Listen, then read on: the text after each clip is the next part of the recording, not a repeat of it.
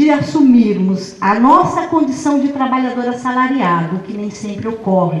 A gente pensa que o trabalhador é o usuário, né? Não necessariamente o assistente social. E depende também de que tenhamos o domínio de um referencial teórico-metodológico que nos permita fazer a leitura dessa realidade. Sem dúvida, essa é uma condição necessária, mas não é a condição suficiente para que as nossas respostas tenham um grau de eficácia no enfrentamento e na resistência da precarização do trabalho e da retirada de direitos. É necessário mais. Nesse sentido, vou tratar a precarização, vou buscar determinar a precarização a partir daquilo que alguns autores trazem. Há que se buscar interpretar a precarização do trabalho e perda de direitos da particularidade sócio-histórica do capitalismo contemporâneo e da sociedade brasileira, num contexto de acirramento da luta de classes, no qual se aprofunda a desvalorização e a superexploração da força de trabalho, para a continuidade da reprodução ampliada do capital, mediante altíssimos índices de desemprego. Portanto, a referência da nossa análise é o desemprego. E é nesse contexto, que o professor Antunes trabalha muito bem, que se dá o chão para pensarmos o exercício profissional precarizado e a precarização do exercício profissional. E de que precarização a gente está falando? Né? Os estudiosos vêm evidenciando alguns pontos dessa precarização, algumas determinações dessa precarização. Primeiro, uma relação direta entre precarização e diversas formas de flexibilidade do trabalho e dos direitos, como as formas contemporâneas de dominação do trabalho. E aqui eu cito Graça Druck, que vai afirmar que há algo novo na precarização atual. Segundo ela, essa precarização atinge a todos os segmentos da classe trabalhadora sem distinção. Daí é que ela se configura, segundo essa autora, como uma estratégia eficiente de dominação. Outros autores evidenciam o crescimento ou a consolidação do trabalho flexível e precário em todas as sociedades e esferas, em todos os espaços socioocupacionais e em todas as profissões.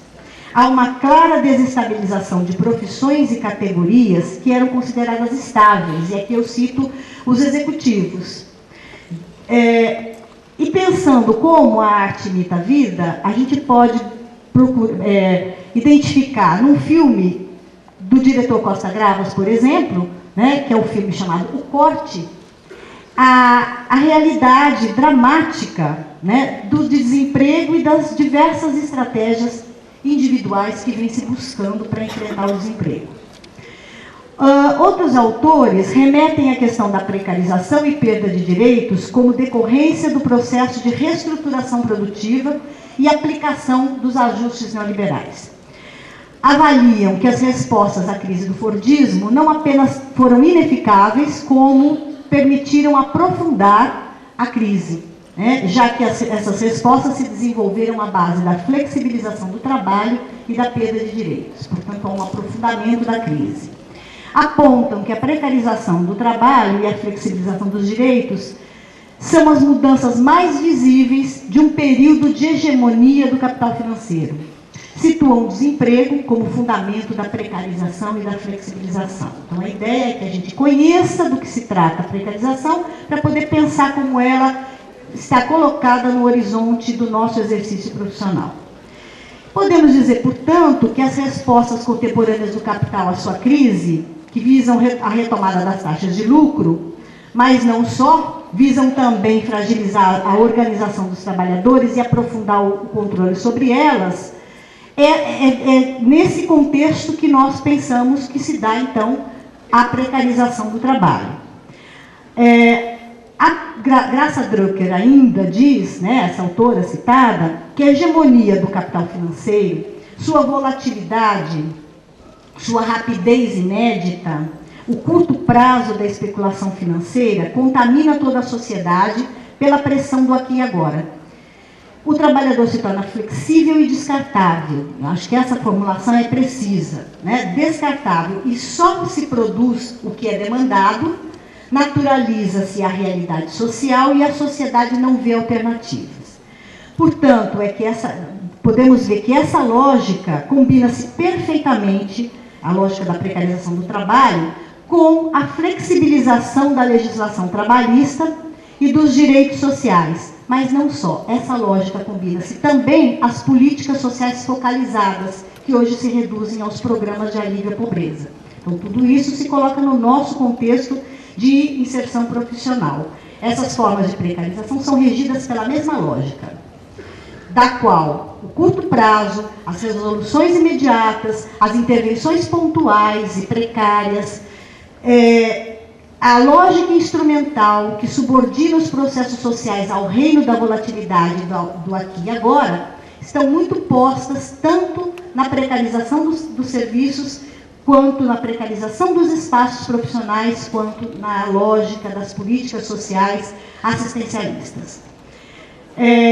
A supressão da noção de direitos sociais das políticas sociais vai torná-las cada vez mais assistencialistas e mercantilizadas. Há inúmeras obras e autores que vêm discutindo essa questão hoje, tanto dentro do serviço social como para além do serviço social. Na medida em que o Estado, paralelamente ao enxugamento das medidas de proteção social, passa a adotar medidas repressivas de criminalização da pobreza e dos movimentos sociais, isso também se coloca como uma determinação nos nossos espaços profissionais. Esses elementos implicam a exigência de novas demandas para o serviço social, assim como a necessidade de redimensionar a formação. Então, a ideia é de que um determinado perfil de profissional é exigido, e para intervir nesse contexto, a formação profissional tem que dar essas respostas. Assim, as novas modalidades de produção e reprodução se expressam na particularidade prático-social do serviço social e no nosso mercado de trabalho. De que maneira, até agora, nos faltam pesquisas mais objetivas que tratem deste contexto e que nos possibilitem identificar de que maneira essa precarização está nos colocando, está determinando nossas intervenções profissionais. O que nós podemos buscar, uma pesquisa de 2004 que o Cefes realizou, que não mais nos permite, as formas de precarização hoje são muito diferentes daquelas que foram colocadas em 2004. Em que sentido são diferentes? Naquela ocasião, a pesquisa de 2004 mostra que a maioria dos assistentes sociais vem sendo contratadas pela via do concurso público. Isso ainda é verdade. Porém, cresce assustadoramente os contratos por licitação, os contratos por prestação de serviços como autônomos. Esses contratos são temporários, instáveis e, em geral, não determinam direitos trabalhistas.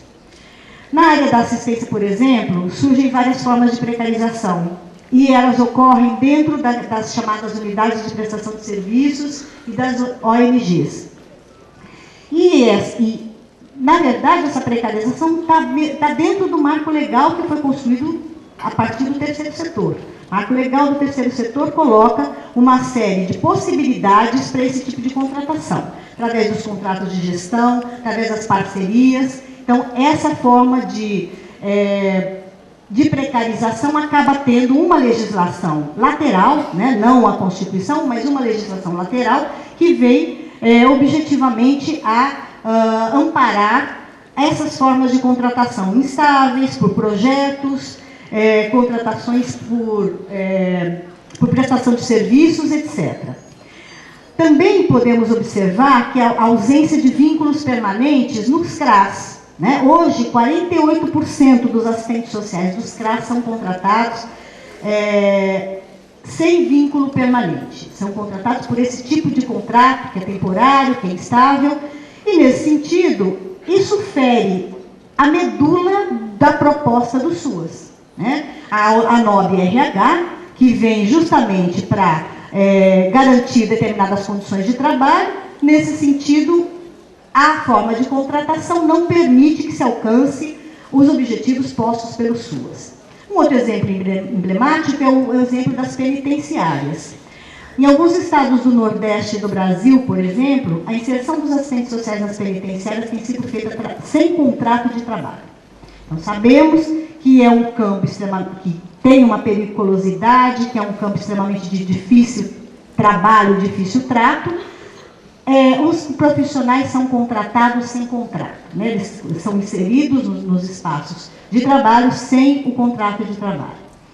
E claro que dá para imaginar as consequências sobre isso.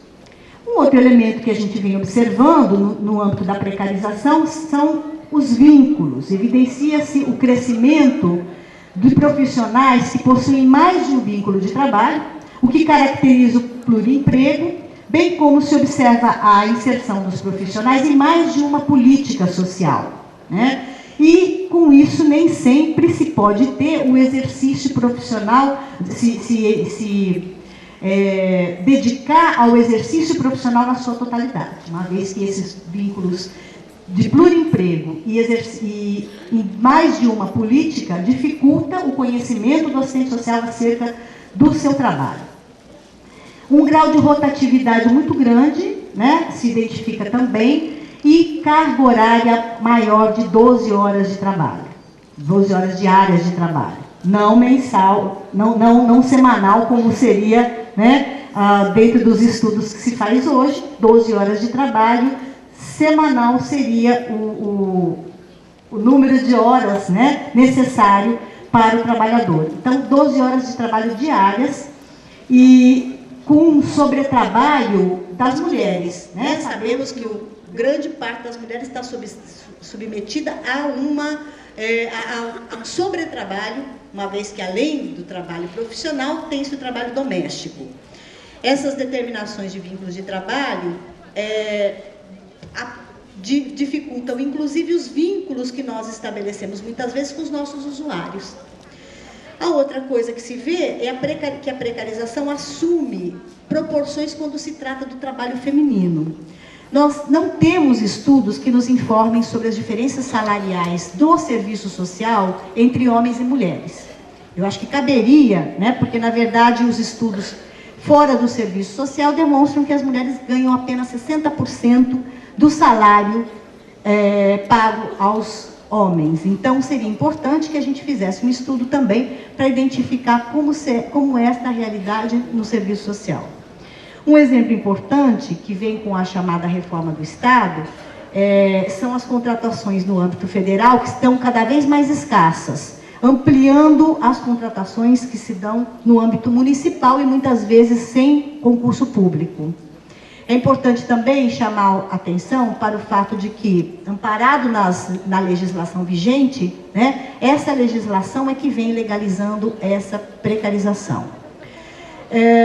Há uma tendência que a gente também vivencia, que é a desprofissionalização.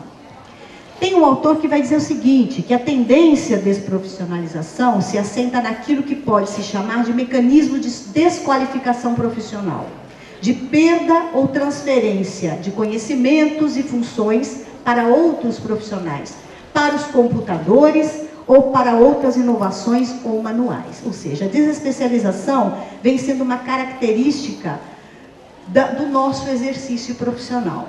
E ela está muito ligada à cultura dessa profissão, sobretudo no que tange a política de assistência.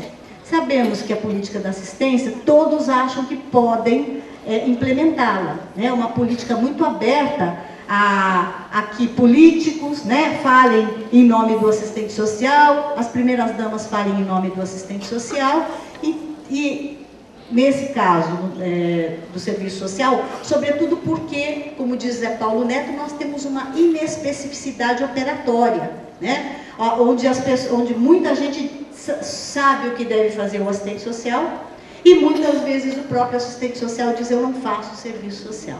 Então, essa inespecificidade operatória leva grande parte